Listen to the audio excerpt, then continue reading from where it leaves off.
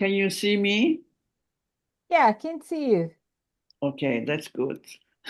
Because we should be together. Anyway, yes, I am here with Debbie, and I am Leah Shortino, the director and founder of C Junction. And C Junction, as you all know by now, is this venue in Bangkok focusing on Southeast Asia.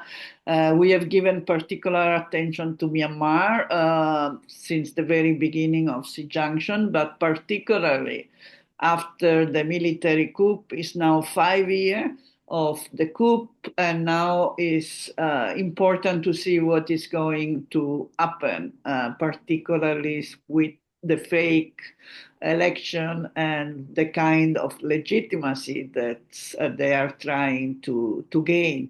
I will give the word to Debbie, who is our resource person. I believe this is the last episode of a long series, but of course, she may always come back also in the Mhm. future. So please, Debbie. Debbie is the founder, director of ASEAN, an organization working for decades on Southeast Asia and Myanmar. Please. Thank you, Leah. And hi, everybody. It's the 59th session of What's Happening, hashtag What's Happening in Myanmar that C Junction has organized. And it's the end of my second round with these sessions.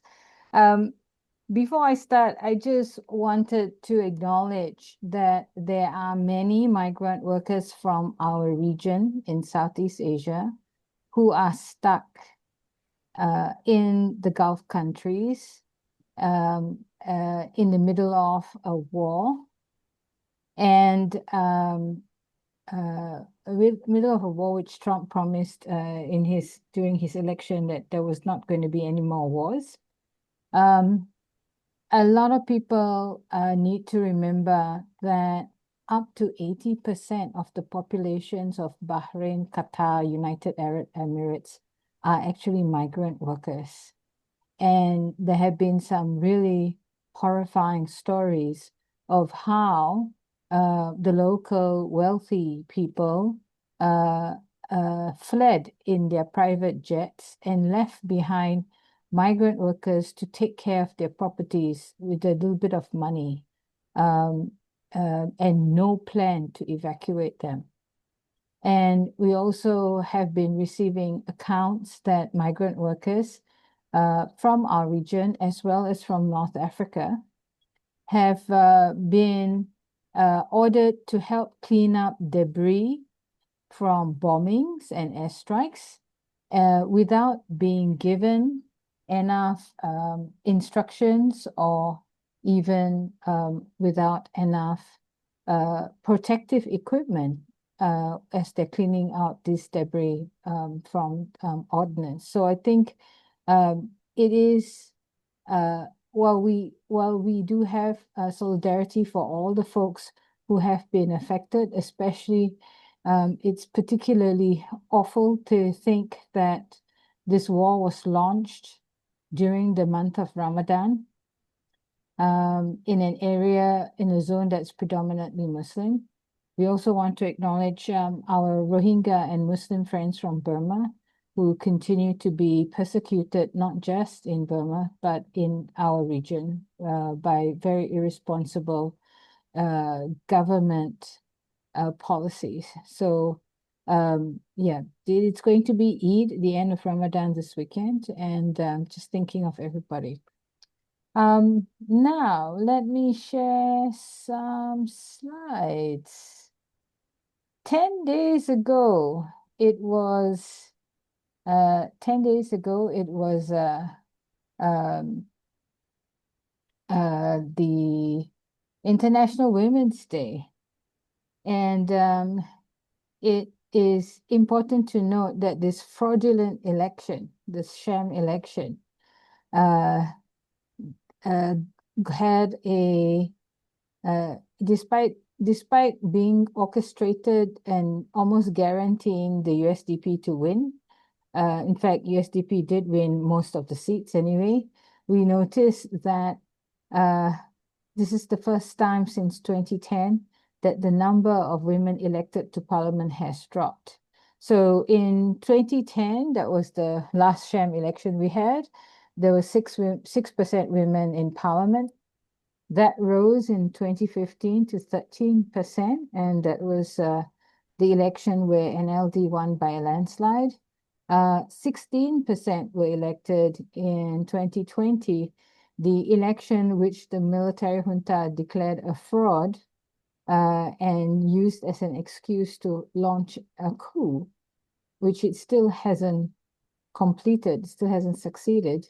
And this sham election saw a drop in the number of women. And in fact, thinking about International Women's Day, I think one of the few parties that was led by a woman was actually saw that woman politician arrested for condemning the unfairness of the election. So yeah, it's back to the drawing board for women. This is the latest update from AAPP, which shows that there are still 22,411 political prisoners in jail. There was a lot of hype a few weeks ago about a release of political prisoners, but actually very few people were released. A number of high-profile people were released, mostly NLD, the National for Democracy, but not, there's still 22,411. Let's not forget, at the time of the last sham election in 2010, before the transition started, there were 2,189 political prisoners. And today, there's more than 10 times that. The election protection law, the military junta's election protection law, is still in effect. There's still 404 people charged under that law, and that included a 19-year-old woman, Maya Mintet, who was sentenced to 42 years in jail for sticking up posters. So we just have to remember that Burma is still under a military junta now, running a puppet parliament. The parliament was supposed to have been convened on the 3rd of March, and we already start to see that there has been no significant shift. In fact, what we should be aware is in the month of February alone, there were 849 armed clashes and attacks against civilians, which killed 192 civilians. 182 civilians, I got typoed there, in 169 townships. Now, just in the month of February, it's a shorter month than usual. It's only 28 days this time. This included 224 airstrikes in 75 townships. Yeah, 224 airstrikes in 1 month. So we saw that in Sagaing, there were 51 airstrikes out of 125 attacks. In Bago region, now it's important to note Bago is it's in the central zone. It's near Yangon region. And conflict has been heating up there, mainly because of the war with the Arakan army. But we've seen some pretty horrific things happening, and I'm going to share that incident from earlier this month with you. But Bago saw 33 airstrikes out of 88 clashes. Kachin State saw 24 airstrikes out of 94 clashes, and Chin State, which is usually, Chin State is a bit of a roller coaster. Sometimes it's really active and sometimes it's quiet. And this time we saw 22 airstrikes out of 42 conflict incidents. So yeah, 849 armed clashes and attacks, which included 224 airstrikes in the very short month of February alone. I mentioned Bago region, where things are getting very heated. On the 5th of March in Niang Ne Binh district in Bago region, uh, three main military units raided the KNU-controlled Ye Twin Con village and detained 160 local people. So Bago region is, yeah, it is a little bit of it's quite a concern because we're seeing even more conflict happening. And on the 7th of March, there was an airstrike which killed 25 of the detained civilians. And also the junta troops shot dead another 5 civilians. And 109 villagers were rescued couple of days later by a joint force of the Karen National Liberation Army, KNLA, and the PDF from Bago. So it's quite shocking to see that mass killings. I mean, the military has not stopped mass killings. It's not stopped its violence. You would think that now they've managed to conduct a fraudulent election. Yep, only 1/3 of the population voted, and 1/3 were excluded, and another 1/3 of the voters boycotted the election. They only got half the voter turnout as the so-called 2020 fraudulent election, which they use as an excuse to, they called it a fraud. In fact, it's really quite interesting when we look at what's happening in the world. At the end of 2020 and in early 2021, 2 people were denouncing their loss of an election. They were saying that they lost the election because of electoral fraud. One was Min Aung Hlaing, accusing the NLD of conducting electoral fraud because his party didn't win. The other person was Donald Trump, who was denouncing the result of the 2020 election because he didn't win. Both people, 6 years down the track, are still causing, 5 years down the track, are still causing a lot of harm to the world in their own way. So it is kind of scary when you think that things that happen on one side of the world are going to actually affect you, whether you like it or not. Now, what did we see after Min Aung Hlaing perpetrated his fraudulent election? He's kind of tried to make himself a king. Firstly, there's been talk that he's going to bring in a law that is going to allow him to be both state councillor and commander-in-chief of the defense forces. So he's going to be really a double king.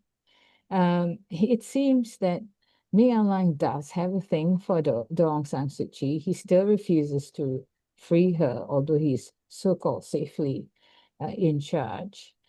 He's feeling very, very insecure. He wants to be her. So I guess we're going to see Min Aung Hlaing vying for the Nobel Peace Prize next. Anyway, on the 2nd of March, there were a round of promotions to reward Min Aung Hlaing's loyalists, King Min Aung Hlaing's loyalists, and that some people actually were promoted in rank while they were reassigned and they were moved around. On the 4th of March, what was very interesting is that Min Aung Hlaing promoted General Ye Win Oo, the current chief of military security, to the position of commander-in-chief of the army. Now, what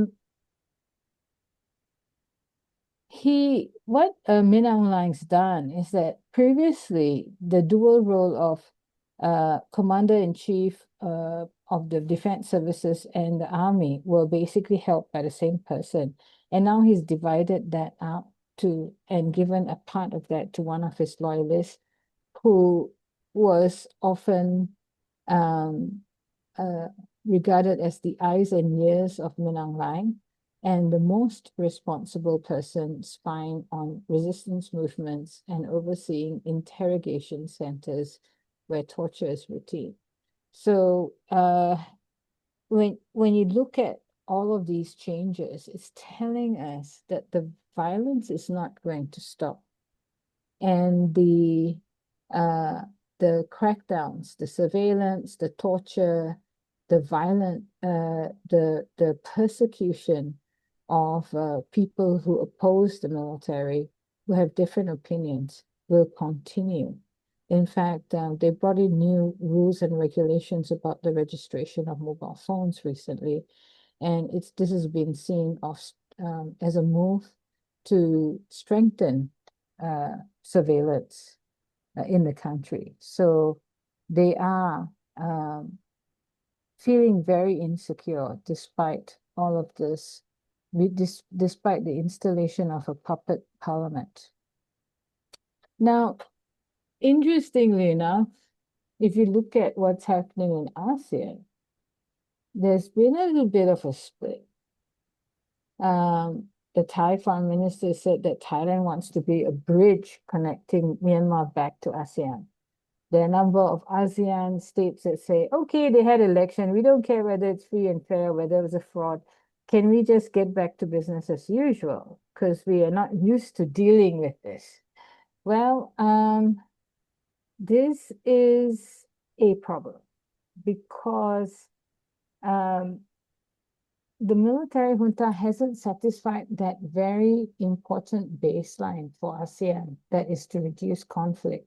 In fact, there were 308 airstrikes just during the voting period alone, and 224 airstrikes just in the month of February. So what we're seeing is not a cessation of violence. So I don't understand. I mean, anyone who wants to be conned and allow themselves to be scammed, that this fraudulent election is some kind of stabilization, is going to actually create more problems for ASEAN. Now, if you look at the notional calendar of ASEAN meetings this year, because there's hundreds of meetings, they've actually dedicated 4 sessions of ASEAN just to review the 5-point consensus. It's going to be 5 years after its adoption in April. The 5-point consensus was adopted in April. The 5-point consensus has not actually resulted in any concrete results. The main baseline on reducing conflict hasn't worked. In fact, we've seen since the 5-point consensus was adopted in April 2021, a steep Zina, rise. please share our peaceful life on every session. There's been a steep rise in the conflicts, and but interestingly enough, towards the end of February, the Thai foreign minister told reporters in Geneva that he didn't believe the sham election was a success. So that was interesting, and that the sham election would not resolve Burma's crisis. So there is an understanding in ASEAN that the sham election was not the magic pill that solved everything. They understand it was fraudulent. They understand it was violent and exclusionary. But I don't think normalizing relationship with a puppet parliament and the military junta is actually going to be a resolution either. So that's all I want to talk about at this point, and I'll stop sharing with you. And back to you, Leah. Thank you very much, Debbie, for again a very comprehensive overview. And forgive me because actually this is not your last time yet. You are not rid of Junction. You have one more after this. So we will be happy to have you at the Songkran episode, more or less. Oh, So, wow, I'm going to make it to 60. yes, you are still young, still young. But so sorry again for the mistake. Can you maybe say something more about what it means recalibration before we go into the question and answer? Now, I mean, if you recall, the junta launched, Min Aung Hlaing launched this coup, which is, it's a failed coup because it hasn't really secured control over the country and situation. He launched this coup on 1st of February, mainly due to toxic masculinity. He wanted Aung San Suu Kyi to make him president, and she said no. And he was feeling insecure because he was supposed to retire in July 2021, and then he would have no power at all. So this coup took place on the 1st of February, the day that the parliament was supposed to convene. Now, Min Aung Hlaing at that time said, everybody don't worry, we'll be in control. Everything's going to settle down by Songkran or Tinjan. That's April. So he gave himself 2.5 months to take complete control of the whole country. And ASEAN said, oh, it's so terrible, there's a coup. But privately they said, okay, we don't like it, but if they're going to be in control, then we just have to live with it. So let's wait. Now, April came and went, and it was pretty clear that Min Aung Hlaing was not in control. In fact, the peaceful protests throughout the country, and we have to understand when these protests took place throughout the country, it was more extensive and more sustained than 8888 uprising. Us oldies recognize that there was a lot more activity in ethnic areas and rural areas. This was not primarily an urban resistance. It was very, very comprehensive. And when the military and the police started killing people in the street, that's when some people turned to armed struggle. So these PDFs, these People's Defense Forces, and a number of other local militias were formed, and they teamed up and complemented the ethnic armed groups, which now we recognize as ethnic resistance organizations. So Min Aung Hlaing was in trouble. Not only that, we saw that for Armed Forces Day in March, the military actually launched a very dramatic campaign of airstrikes against civilian targets. So when April rolls around and the situation has not calmed down, Min Aung Hlaing is clearly not in charge. He's just going on a rampage of violence. That's when ASEAN leaders started going, oh, hell, oh, fuck, what do we do? And let's not forget, Brunei was chairing ASEAN. So Brunei doesn't know how to deal with this. So Indonesia said, okay, we will, on behalf of Brunei, we will host this crisis meeting. And Min Aung Hlaing flew over to Jakarta. All these leaders sat down, and then they came up with a 5-point consensus and said, this is kind of like our peace plan for stabilization. And the number one issue was to reduce conflict. Then to have a special envoy, to have an inclusive dialogue, for ASEAN, the AHA Center, which at that time, the executive director had no clue what ASEAN was planning. They didn't even consult with AHA Center. They just announced that AHA Center will coordinate and be involved in delivery of humanitarian aid. So one of the points of the consensus that was conveniently left out in order to make Min Aung Hlaing happy was actually the very basic requirement to free all political prisoners, including elected members of parliament and the heads of state and heads of government, the president and the state councillor. So they left that part out, and they just talk about having an inclusive dialogue. Now, from day one, people were saying, what are you talking about? And when this 5-point consensus became ASEAN's thing, they said, okay, we're dealing only with 5PC. That's all we're dealing with. The UN, which had its hands full of other issues, then said, very convenient, said, okay, we support ASEAN centrality, we support 5-point consensus. ASEAN take the lead. And ASEAN did not take the lead because it didn't have its own consensus. It didn't, the UN, the ASEAN Special Envoy changed from year to year, and their approach was dictated by the political ideology and priorities of the individual chairs from year to year.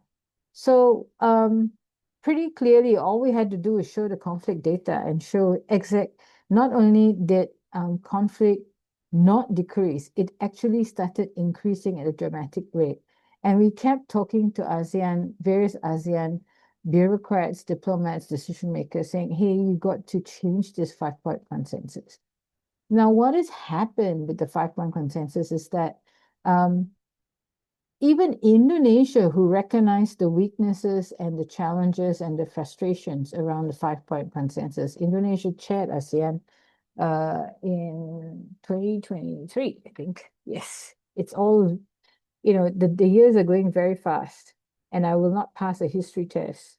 But I'm pretty sure Indonesia was chairing ASEAN in 2023, and we saw that even Indonesia, when we talked to them, we said, how about a 5-point consensus 2.0? And they said, not even a 5-point consensus 1.5. And we were wondering, why were they so stubborn? Well, the thing with ASEAN is that the 5-point consensus in April 2021 was the only point in time that ASEAN leaders agreed on Burma, had an agreement. They could agree on what to do with Burma. What do you do with a problem like Min Aung Hlaing? And how he was destabilizing ASEAN. And since then, we've seen a split of Vietnam, Laos, and Cambodia, Thailand going one direction, and Singapore, Indonesia, Malaysia going in another direction. And we've seen this huge split, so that the fact that ASEAN has organized 4 sessions in February, May, July, I think, and November, to kind of review the 5-point consensus and be willing to talk about recalibration, is the recognition that now they have to do something, whether it's to normalize relations with the military junta, or whether it is, we hope, something else, where they will actually start talking to the NUG and to the ethnic resistance organizations, and actually start very seriously, if they are so serious about a reduction of conflict, to seriously support an embargo on aviation fuel. ASEAN to this day still hasn't got a comprehensive weapons embargo. They have no embargo, no sanctions for weapons and military technology to Burma.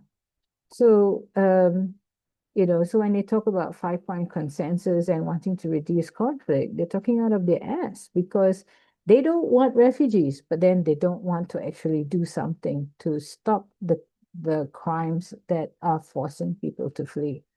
Even now, the forced conscription is ongoing. So I think we are actually going to see ongoing violence.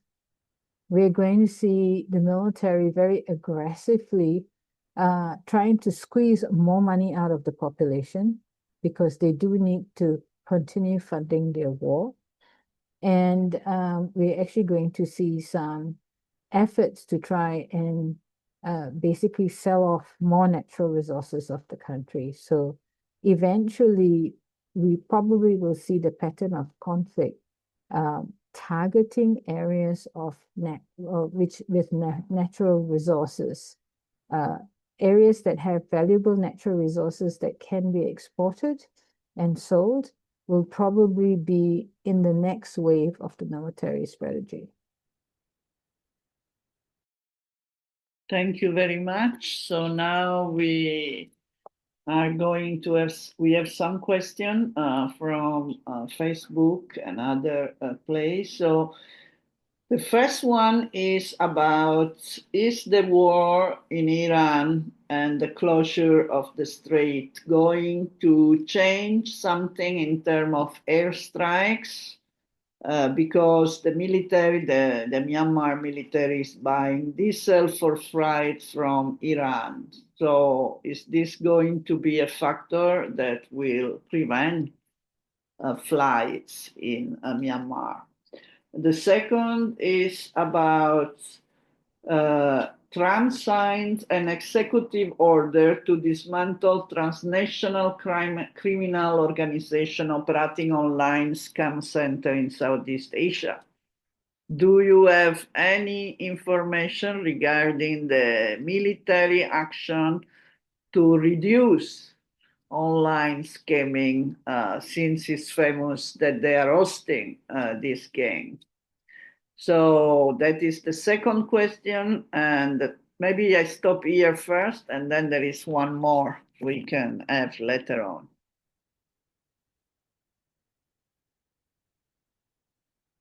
Yours this time? Leah, usually you forget to unmute. Yeah, exactly. Yeah, I got you. Thank you. Look, the war in Iran is going to affect us all in so many ways.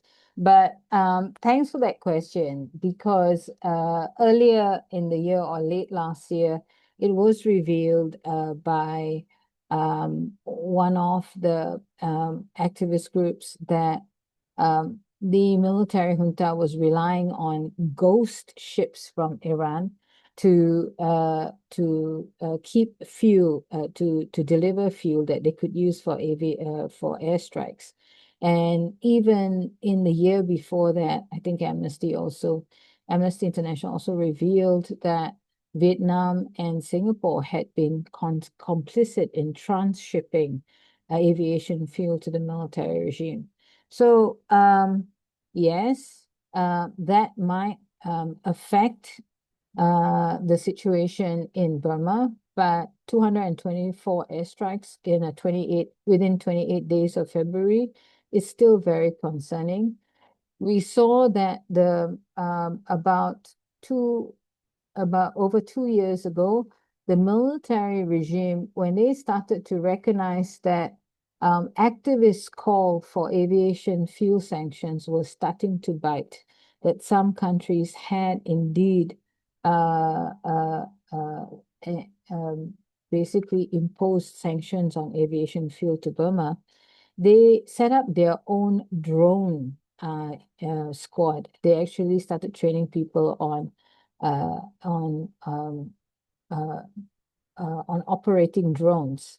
And so they've been relying on drones, and then also gyrocopters and paramotors, which are like it's basically a flying lawnmower that you can buy for a few $1,000s from Alibaba. You could even buy them online, and it's easy to operate. It doesn't go very far. It flies low, but you actually can see who you're going to bomb. So there's one person flying and another person carrying the bombs and dropping the bombs on people. So we do see that the junta has diversified, but we also do see that they are very reliant on drones and surveillance. So there will be an impact. We just don't know to what extent the restrictions on Iran's ghost ships, the ability of Iran to send fuel to Burma, we don't know how much of that is going to affect the dynamics of the conflict, because the military has already been moving in the direction of drones and low-tech airstrikes. Now, Trump's executive order on transnational crime. The military is desperate for money. And even that crime family that was sent back, was taken by China and executed, they were previously acknowledged as friends of Myanmar's development by Min Aung Hlaing himself. So the scam centers have been really an important cash cow, a source of revenue for the military. Now, in order to appease China, in order to appease Beijing, the military did launch some dramatic airstrike on the scam center. And in other situations also, they did publicize shutting down scam centers when those scam centers had already moved. So if you actually go to Google Earth and you start looking around the border areas and see which places have the lights on at night, who have their own electricity, they are most likely the scam center, a new scam center. So we've seen scam centers moving so that the military can say, oh, we already shut down one to appease Beijing, especially when one of the scam centers abducted a young Chinese actor. And that attracted a lot of anger and upset in China. So we can see that's going to go on. And in fact, it has been pointed to us that the Myanmar Investment Commission has actually stopped scrutinizing registration of foreign companies in the country. So basically, if you want to go and set up a company, it's no problem. They're not going to scrutinize you. They just collect your money, your application fees and your license fees. So we might actually see some of these scam centers evolving into legitimate, on paper, legitimate businesses in Burma. What we have to be completely aware of is that in 2026, we will see the military make a lot of very desperate moves to get more revenue. And they're going to try and formalize things so that, we're going back to pre-2010 situation where all the military controlled enterprises will insist on having a big share of everything so that they can make money. So I think we will see the junta attempting to attract foreign investment, trying to sell off more natural resources and to secure more places that have valuable natural resources. And we will see the evolution of scam centers looking to be more legitimate and maybe even less border-based. It is a possibility the scam centers will move further into the country. So we're going to see some of that happening. So I don't think the scam centers are going to reduce. I think they're going to mutate. Okay, now we have 3 more questions by now. So the first is, can you say something about the clash between TNLA and MNDAA, who used to be a Three Brotherhood alliance amid the Chinese pressure? Now they are fighting with each other.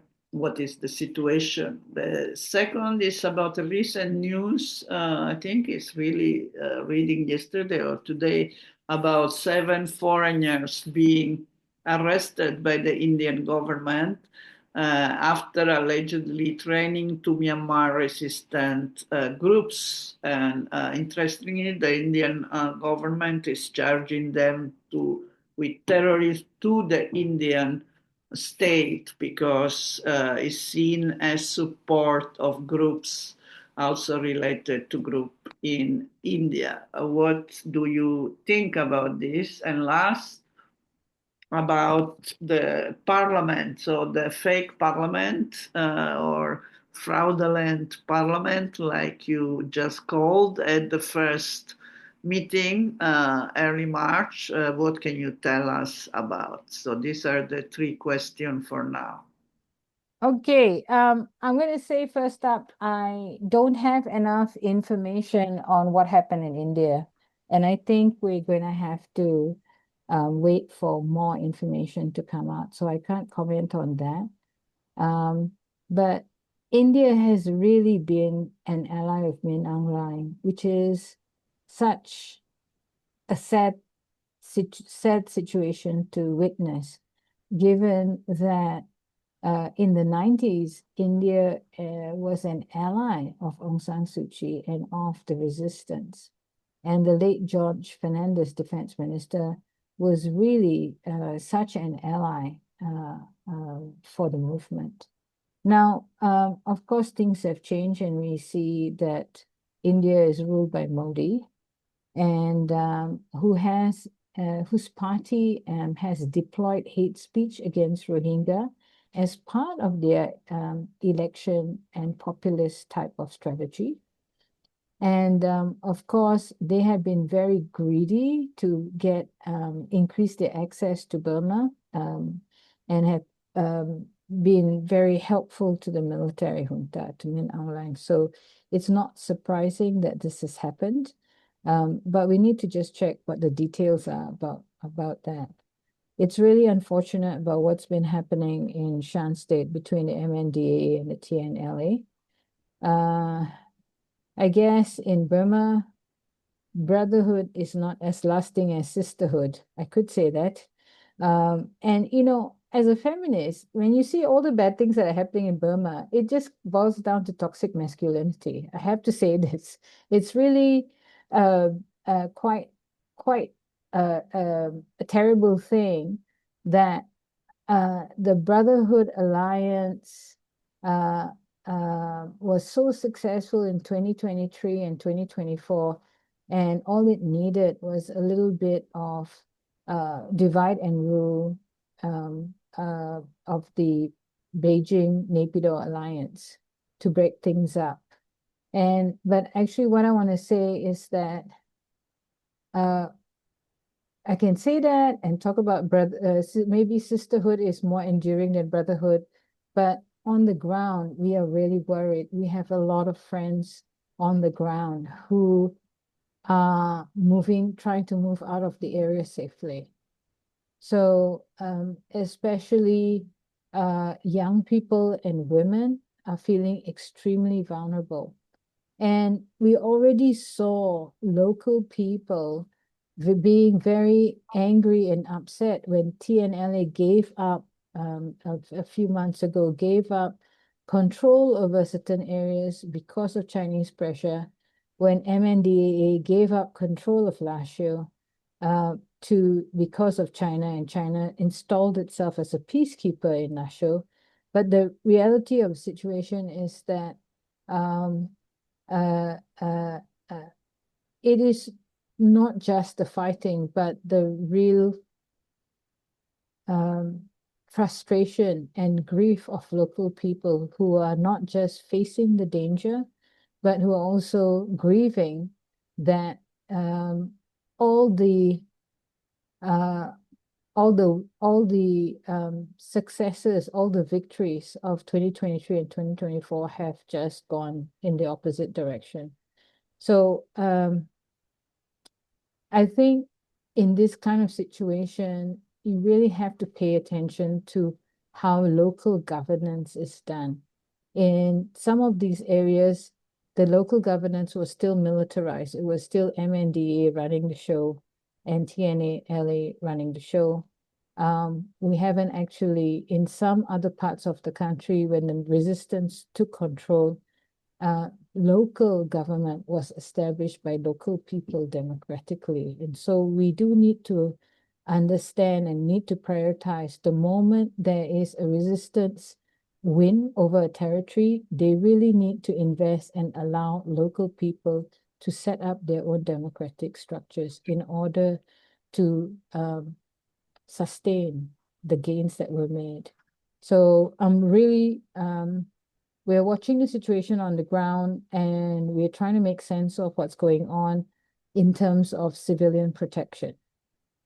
And this is also a huge irresponsibility by from China, because China is actually creating the situation that ensures more people will be displaced, but they're not willing to take responsibility for the displaced, for those civilians who are displaced, those civilians who are persecuted by violence.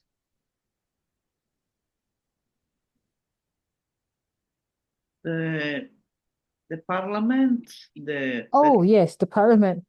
You know, I keep getting updates from my team saying so and so is now speaker of the upper house, and so is deputy speaker of the lower house. And I'm thinking, hey, how come Min Online didn't take those roles too? He's been so greedily trying to accumulate all the kinds of position of power.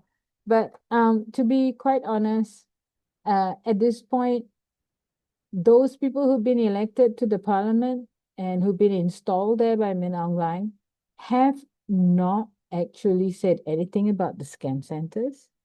They have not said anything about conflict and displacement. They have not said anything significant about economic reforms. So it is pretty clear at this point that not only are they puppets of the military regime, they are fake parliamentarians. They haven't really spoken about the needs of the people at this point. So we're not expecting any major change, any major shifts. We're not expecting any major steps forward. In fact, what we're really concerned about is that the parliament may be used to so-called democratically support more mass killings by the military.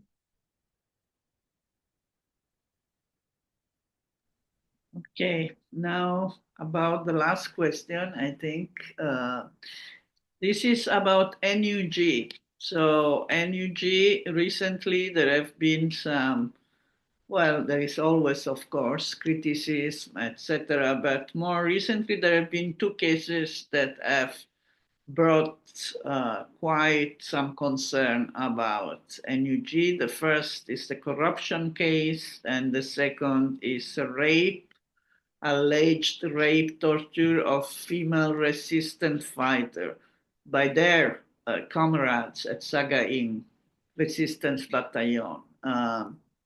Can you tell us more about the two cases? This is the question posed, and how you see the future for NUG.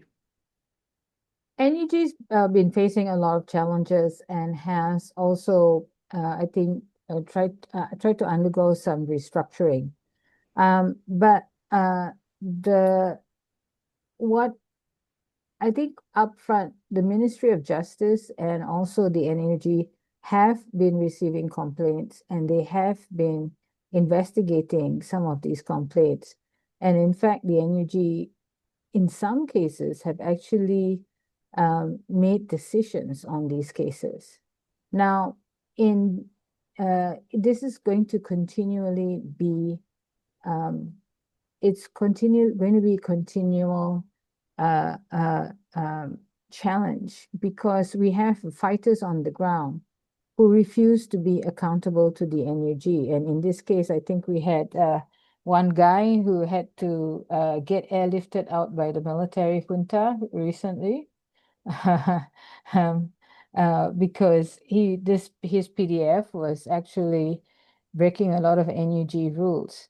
So I think it's going to be an ongoing struggle. We're going to see cases like this happening, but we do need to also understand the proportionality of the situation. NUG is a government that has part of its cabinet still in the country. It's still trying to push resources to PDFs and armed resistance in order to not just to win the war on the ground, but also to reinforce the chain of command. So if some of these militias are not getting support from the NUG, they are less likely to actually comply with the chain of command and the code of conduct. So that's something that's really important to understand. And I think there have been so many cases of women in the armed resistance being subjected to different forms of harassment and sexual violence, even from their colleagues. And this is something which needs to be acknowledged, that there has to be, we're not saying that all the PDF and all the ethnic armed groups are sexual harassers or sexually or anti-women, but the reality is that there are, in some places, basically sexism. And let's not forget that Burma, the military junta, not just this one, but successive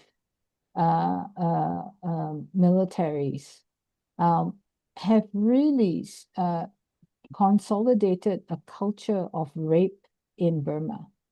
Now, most people will start screaming at me when I say that Burma has a rape culture. I'm not saying that it's the only country in this region that has a rape culture, but we see that how women and girls are disrespected and exploited, how women are blamed when they are raped, how in some cultures women are under pressure to get married because if you're single, then you are potentially a loose woman or vulnerable to rape. And we saw that in the military attitude, that raping women is part of their military strategy. So when women are raped, when girls are raped, they are pushed by their families and by the communities to cover it up and not to talk about it. Because if a rape survivor speaks out, she suffers a second crime, which is being ostracized and isolated in her community and vilified. So all of these, there are a lot of young activists and a lot of women who over the years have been basically campaigning for basic respect for women, and who have been trying to challenge these patriarchal attitudes. So, we do need to acknowledge, like, when I was talking to a friend and then she was saying, she was shocked when I said Burma had a rape culture, and in some ethnic areas also there's a rape culture. And she said, no, we don't do that. And I said, okay, if a woman has been or girl has been raped in your society and she is not killed, she doesn't get pregnant, or she doesn't suffer a massive injury that requires emergency medical attention, what is she supposed to do? They said, oh yeah, stay at home and cover up, and nobody talks about it. I said, will her family take her to the hospital and take her to the police to report the case? They said, no, they will pressure her to keep quiet. So that is already a sign of rape culture, that nobody actually sees this as a crime. They see it, they actually blame the victim. And most of the anti-rape measures are basically telling women how to avoid rape, rather than telling men and boys to respect women and to actually not sexualize women. So I think, that when we look at what's going on amongst the PDFs, including PDFs that refuse to acknowledge the code of conduct or the authority of the NUG, and what's happening in the broader society, where the military has perpetrated rape for decades and actually has ensured that they enjoy impunity for rape. And let's not forget, some of those PDFs are ex-military and ex-police themselves. Then it is, it's inevitable that this will happen. So we really do need to be speaking out against it and supporting the very brave women and young people who have been challenging this mindset. So corruption, I hope that gets investigated properly. I think there's going to be a lot of pressure in the country for people to try and get as much money as possible to survive, to keep their work going. but I don't think this is the way to go forward. And I hope that the NUG actually comes up with a resolution. It is very important to also understand that the whole military taxation system is not tax, it's actually extortion. So we have a criminal economy in progress that has gotten worse since 2021. So whether you have a puppet parliament or whatever situation, the reality of the situation is that none of the institutions controlled by the military can deliver economic stabilization or safety to the people, because that's not what they are being commanded to do. And I really wish the NUG the best of luck in trying to address this situation. We've also seen some of those terrible situations even in amongst some of the ethnic armed groups that have been fighting the military, committing very terrible crimes against women, and then justifying it by saying, you need us to fight anyway. So, this is when a feminist analysis becomes necessary. You cannot, and there have been women going to talk to their leadership to push them to hold this person or a particular perpetrator accountable, and then being told, well, he's fighting for a cause, we need him, he's a good fighter, are you going to fight if we throw him into jail? That kind of attitude. So we do need to keep pushing, whether it's the NUG or whether it's ethnic groups, to ensure that they do not become mirror images of the military junta that they are fighting.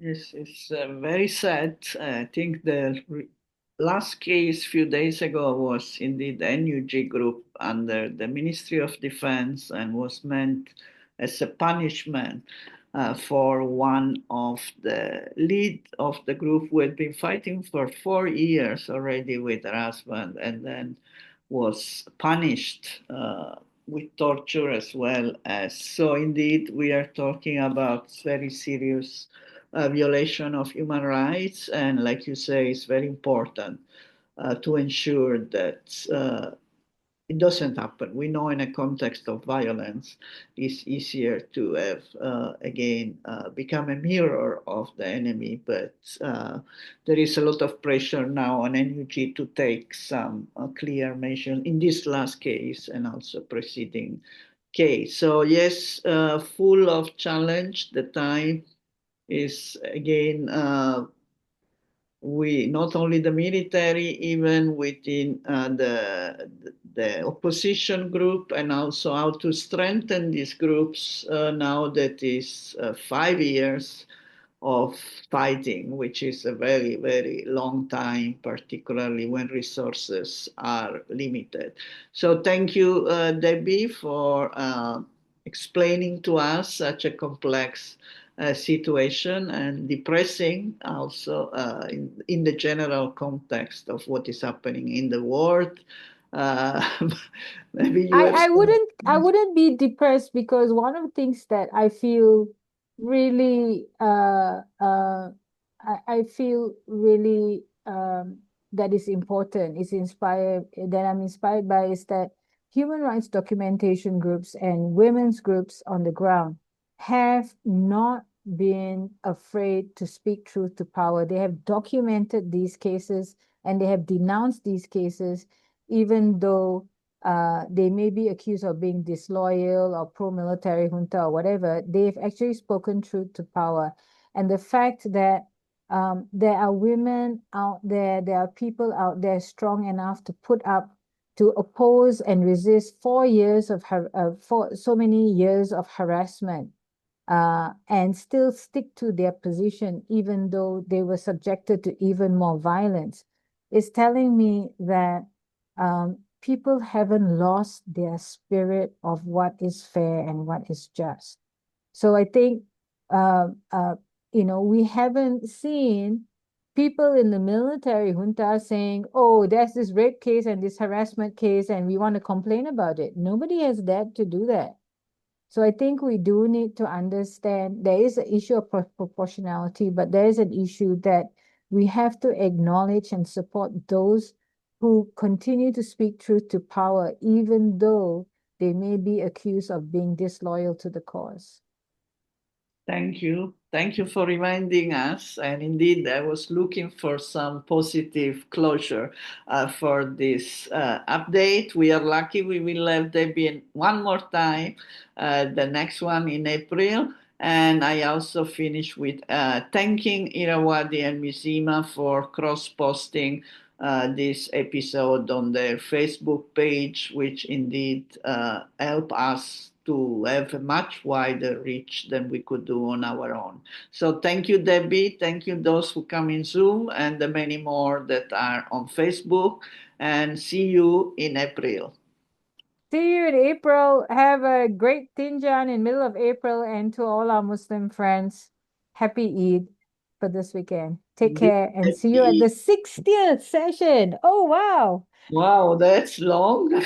It's long, but it's good that we remain consistent and still give attention to the important things that are happening in our neighborhood. So thank you, and indeed, happy Eid. We don't know yet if it is Saturday or Sunday, but in any case, it's going to be very close. Bye bye. Bye. Take care, everybody. And don't forget to stop by Junction at the BACC in Bangkok. Bye. Bye.